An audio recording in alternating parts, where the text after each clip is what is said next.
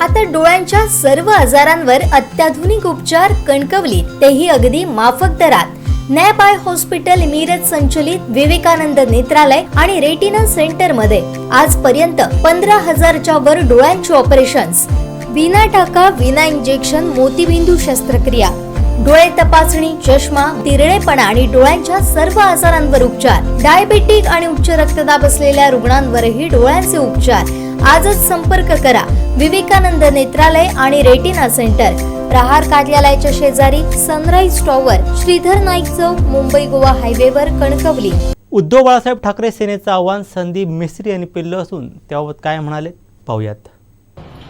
उद्या कणकवलीमध्ये चला हवा येऊ द्या आणि आज कणकवलीमध्ये चला होऊ द्या चर्चा असे दोन मनोरंजनाचे कार्यक्रम आज कणकवलीवासियांच्या सेवेसाठी येत आहे. त्याच अनुषंगाने उघड्या सेनेचे युवा सेनेची काल पत्रकार परिषद झाली. खरं तर मी त्या पत्रकार परिषदेवर बोलू नये, कारण 3 तालुक्यांचा युवा सेनेचा जिल्हाध्यक्ष, 8 तालुक्यांचा युवा मोर्चाचा जिल्हाध्यक्ष उत्तर देणे उचित ठरणार नाही. तरी सुद्धा काल त्यांनी जे आमदार नितेश राणे साहेबांना आपल्या पत्रकार परिषदेच्या माध्यमातून जे काही प्रश्न विचारले, त्यांना मी युवा मोर्चाचा भाजपचा जिल्हाध्यक्ष या नात्याने ते मुद्दे खोडून, त्या व्यतिरिक्त मी युवा सेनेच्या जिल्हा प्रमुखांना नाही, मात्र त्यांचे आमदार असणारे भाऊ वैभव नाईक आणि स्थानिक खासदार असणारे विनायक राऊत यांना मी युवा मोर्चाच्या वतीने आज काही प्रश्न विचारणार आहे.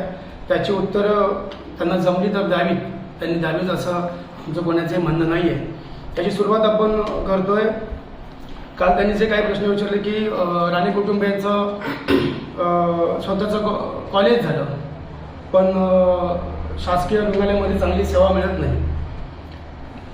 हा पहिला मुद्दा खोडताना मी आपल्या माध्यमातून नाईक कुटुंबियांच्या निदर्शनास आणून देतो की राणेसाहेबांचं जसं मेडिकल कॉलेज झालं, तसंच नाईक कुटुंबाचं देखील फार्मसी कॉलेज झालं.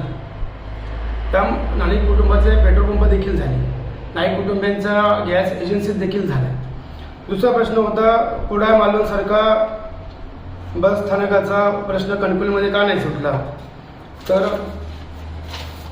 आमदार वैभव नाईक यांचा 2019चा जो जाहीरनामा होता त्याच्यामध्ये ही ब्लॅक अँड व्हाईट प्रिंट आहे, ही कलर प्रिंट आहे की अशा प्रकारचं एस टी डेपो मालवण शहरामध्ये आपण पुढच्या 5 वर्षाच्या आमदारकीच्या कार्यकर्तीमध्ये करून देऊ, असं त्यांच्या जाहीरनाम्यामध्ये हा फोटो होता, त्याचा आपण ब्लॅक अँड व्हाईटमध्ये प्रिंट आणलेली आहे. त्याला उत्तर देताना मी असं सांगेन की मालवणचा एस टी डेपो काही सुधारू शकला नाही, परंतु देवगडच्या एस टी डेपोसाठी आमदार नितेशजी राणे यांच्या माध्यमातून 2 कोटी रुपयाचा निधी प्राप्त आहे. टेंडर निविदा प्रक्रिया देखील झालेली आहे.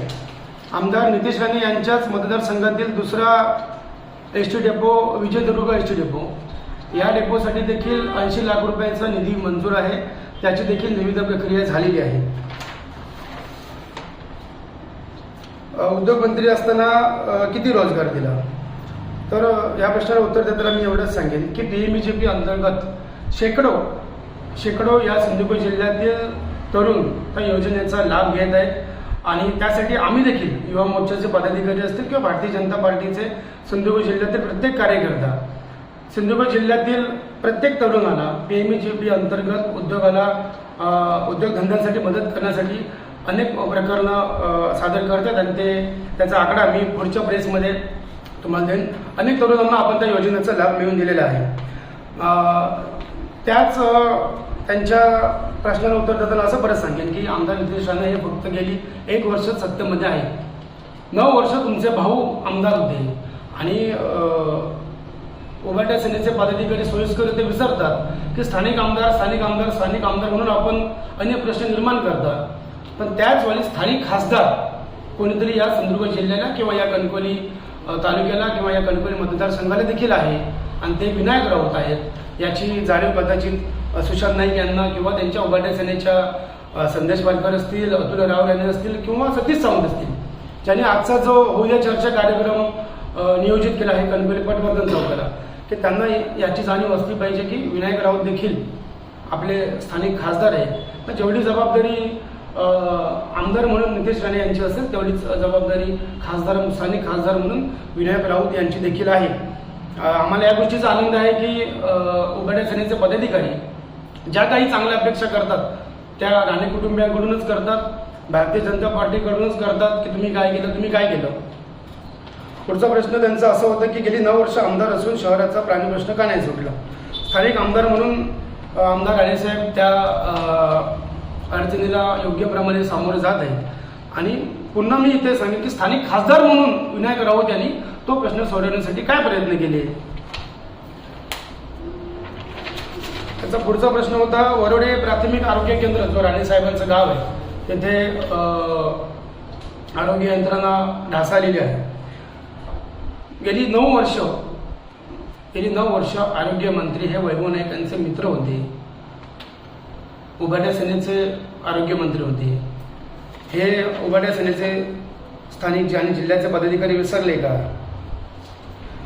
आणि त्यानंतरचा प्रश्न होता की प्रक्षोभक वक्तव्य करून हिंदू मुस्लिमांमध्ये सामाजिक एकोपा बिघडवण्याचं काम आमदार नितेश राणे करत आहेत. आपण पत्रकार बंधूंना देखील माझी या माध्यमातून विनंती आहे की आमदार राणेसाहेबांचा विरोध हा मुस्लिम बांधवांना नाही आहे. आमदार राणेसाहेबांचा जो विरोध आहे तो फक्त लव्ह जिहादला आहे. तर आपल्या माध्यमातून नाईक कुटुंबियांना माझा देखील प्रश्न आहे की लव्ह जिहादला नाईक कुटुंबियांचा किंवा उभाट्या सेनेचा पाठिंबा आहे का, यावर देखील चर्चा होण्याची गरज आहे. त्यानंतर औषध आपल्या दारी, मोफत wifi, river rafting, Sindhudurg guide ह्या 4ही ज्या योजना होत्या त्या राणे कुटुंबियांच्या खिशाला कात्री लावून चालवणाऱ्या योजना होत्या. आणि यामध्ये तर औषध आपल्या दारी, मोफत वायफाय, रिव्हर राफ्टिंग यांच्यापैकी बऱ्यापैकी नियोजन हे मी राणे साहेबांचं कार्य करतो म्हणून माझ्याकडे देखील होतं. त्यामध्ये औषध आपल्या दारीचे पैसे काही कुठल्या डाकेसारख्या ठेकेदाराच्या खिशातून जात नव्हते. आम्ही स्वतः एका मेडिकलमध्ये जाऊन औषधे खरेदी करून संबंधित जो रुग्ण आहे त्यांच्यापर्यंत राणे साहेबांच्या खिशातून पैसे देऊन ती आम्ही औषधं खरेदी करत होतो. तर नाईक कुटुंबियांना माझी या माध्यमातून अशी आव्हान आहे की तुमचं फार्मसी कॉलेज आहे, कणकवली तालुक्यातील 4 गरिबांना किंवा या विधानसभा मतदारसंघातील किंवा जिल्ह्यातील 4 गरिबांना आपण तिकडे मोफत शिक्षण द्यावं. तुमची महागाईच्या मुद्द्यावर किंवा हॉस्पिटलच्या मुद्द्यावर सुशांत नाईक म्हणाले की इतरांना काय फायदा झाला. तर माझं असं म्हणणं आहे की त्यांच्याकडून जर फायदा झाला नसेल तर श्रीधर गॅस एजन्सी म्हणून तुम्ही जे काय शहरामध्ये आणि या जिल्ह्यामध्ये गॅस पुरवठा करता तर आपण जिल्ह्यामध्ये नको, या कणकवलीच्या विधानसभा मतदारसंघात नको किंवा कणकवली तालुक्यात देखील नको. तुम्ही राहणार असणाऱ्या तुम्ही ज्या प्रभागाचे नगरसेवक होता सुशांत नाईक त्यांनी आपल्या प्रभागातील महिला भगिनींना अर्ध्या किमतीमध्ये सिलेंडर उपलब्ध करून द्यावा. त्यानंतर या विषयांवरती चर्चा करावी. रिव्हर राफ्टिंग आणि वायफाय ह्या योजना सुद्धा राणे कुटुंबियांच्या खिशातून पैशातून होत्या. आणि शेवटचा त्यांचा मुद्दा होता की मराठा मंडळाचे बरेच वर्ष राणेसाहेब अध्यक्ष होते परंतु मराठा भवन पूर्णत्वास गेले नाही. राणेसाहेब अध्यक्ष होते, ठीक आहे, हे मान्य आहे.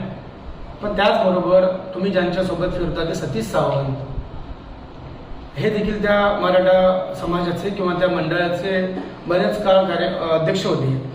आणि शेवटचं एक नाव मी तुम्हाला सांगतो, हे नाईक कुटुंबियाचे कोण लागतात मला माहिती नाही.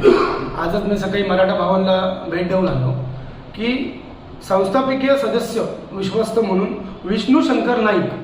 मला नाईक कुटुंबियांनी सांगायचे की हे विष्णू शंकर नाईक हे कोण आहे, जे मराठा मंडळाच्या स्थापनेपासून त्या संस्थेचे सभासद आहेत. याचं उत्तर देखील किंवा याच्यावरती देखील काय म्हणतात होऊ दे चर्चा, याच्यावर देखील चर्चा झाली तरी आमदार नितेश राणे यांना उत्तर द्यायची गरज नाही आहे.